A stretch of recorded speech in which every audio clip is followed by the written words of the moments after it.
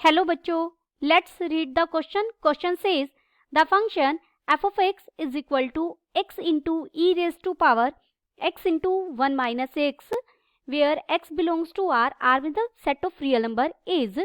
Option A is increasing in open interval minus 1 by 2 comma 1.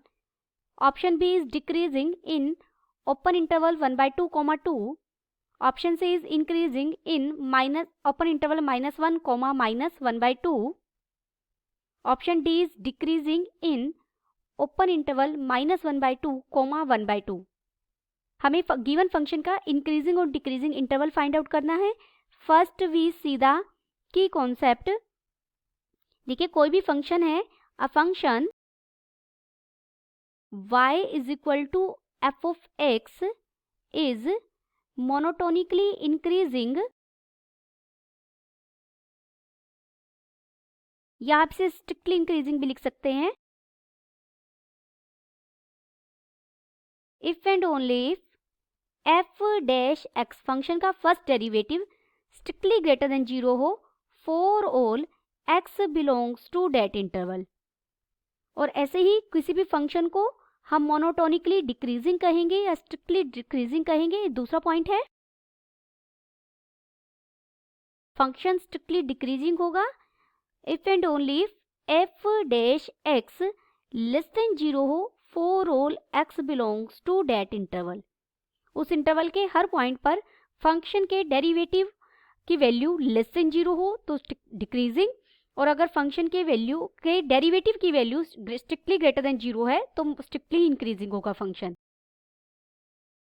Given function, अब यहाँ हमें function क्या दिया गया है, given F of X is equal to X into E raise to power X into 1 minus X. तो सबसे पहले हम f dash X find out करेंगे. देयरफॉर f डैश एक्स हमारा क्या हो जाएगा, एक ये फंक्शन है u और एक ये फंक्शन है v. हम यहाँ प्रोडक्ट रूल का यूज करेंगे. बाय यूजिंग प्रोडक्ट रूल सबसे पहले v एज इट इज, यानी मैं e raise to power X into 1 minus X को एज इट इज रख रही हूँ. x का डेरिवेटिव x के रिस्पेक्ट में 1 plus x as it is e raise to power x into 1 minus X का डेरिवेटिव पहले e का के रिस्पेक्ट में करेंगे तो e रेज टू पावर जो फंक्शन है वो एज इट इज, और साथ में फंक्शन का होगा तो यहाँ फिर प्रोडक्ट रूल लगेगा.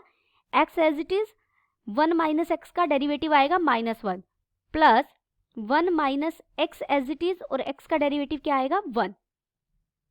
तो f डैश एक्स हमें क्या मिलेगा, दोनों से मैंने e raise to power x into 1 minus X common लिया तो अंदर यहाँ से हमारे पास 1 बचेगा plus x into minus X plus 1 minus x.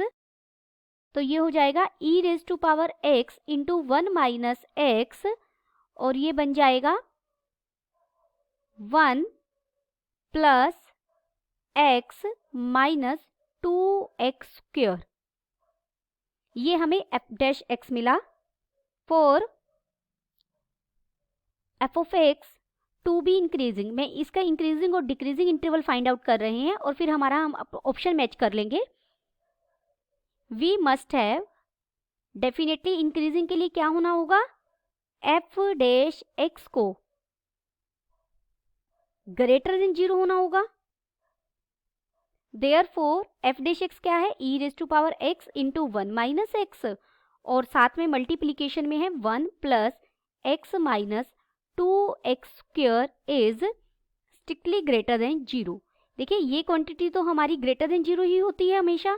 ये ग्राफ जो बनेगा, अब दोनों की प्रोडक्ट जब पॉजिटिव की प्रोडक्ट होगी तभी वो स्ट्रिक्टली ग्रेटर देन 0 आएगा.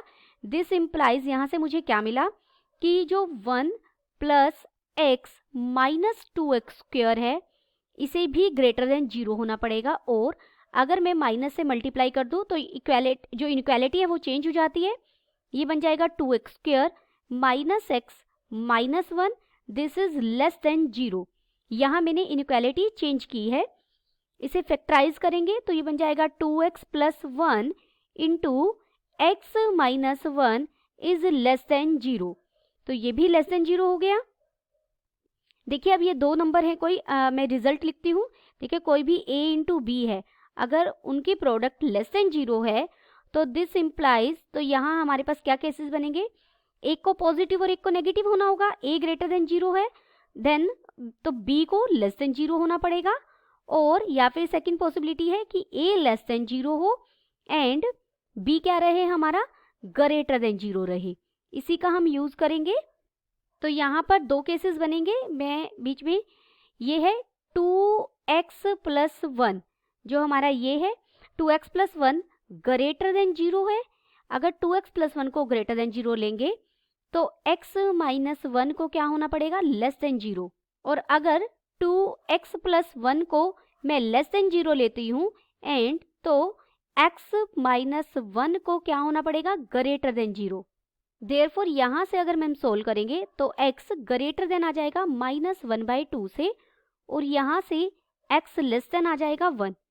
एंड तो अगर आप नंबर लाइन पर देखें कॉमन पार्ट, क्योंकि एंड है, इंटरसेक्शन वाला पार्ट देखेंगे हम यहाँ पर, यहाँ कहीं बीच में 0 है, यहाँ 1 होगा और इधर कहीं मैंने -1/2 लिया। हमें x ग्रेटर देन -1/2 बता रहा है कि ये वाला पार्ट आएगा सारा, और x जो x लेस देन 1 है वो हमें बता रहा है x लेस देन 1, तो ये चीज। तो कॉमन पार्ट कितना आया जहां पर ये दोनों चीजें हैं, तो ये पार्ट। देयरफॉर यहाँ से x बिलोंग कर गया -1/2, 1 के लिए। इंक्रीजिंग की हम कंडीशन कर रहे हैं। अब हम हमारा सेकंड पार्ट करेंगे। देखिए यहाँ से x लेस देन मिला -1/2 एंड x ग्रेटर देन 1। अगर आप इसे नंबर लाइन पर बनाएं तो यहाँ 0, ये 1 होगा कहीं, यहाँ -1/2 होगा, -1/2 से कम इधर वाला पार्ट हो जाएगा सारा, -∞ से -1/2 वाला, और x ग्रेटर देन 1 ये, तो इसमें कुछ भी कॉमन नहीं है, which is not possible.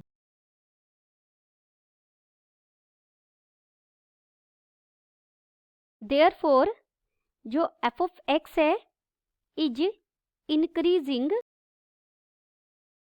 On interval, क्या मिला हमें, -1/2, 1। वैसे तो आप नंबर लाइन पर देखेंगे वेवी कर्व मेथड से भी करेंगे। तो देखिए यहाँ -1/2 है और यहाँ 1 है, इसके बीच में फंक्शन इंक्रीजिंग है, इसके बीच में इंक्रीजिंग है, तो जो डिक्रीजिंग वाला पार्ट है वो ये आएगा। तो therefore f of x is decreasing.